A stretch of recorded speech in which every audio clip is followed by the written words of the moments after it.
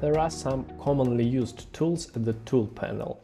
Tool panel is located over here, and let's see which tools do we have. This switches between two tools or two modes, move and scale. We will cover a scale tool later because we will use it a lot. Shortly, scale tool allows you to scale the text like this, and a move tool doesn't allow you this. You see, it is something else.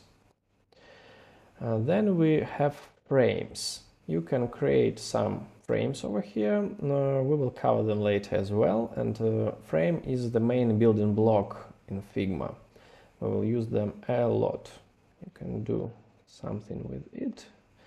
And frame contains some other objects. You can put frame into other frame and other. We will see it a little later.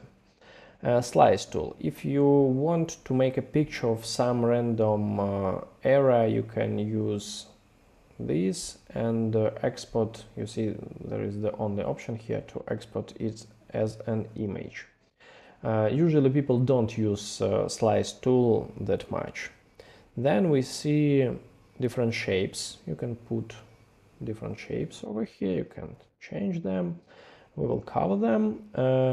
If you want, you can place an image with this option, or you can just drag and drop images into Figma as you usually do.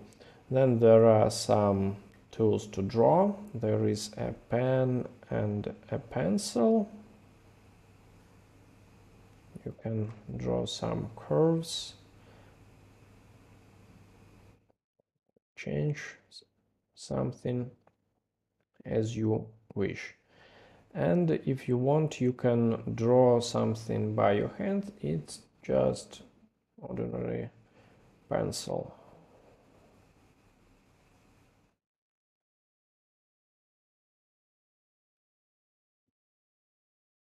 Let's draw something. Oh, here we are. Beautiful. Now there is a text. We will cover it later as well, because there are a lot of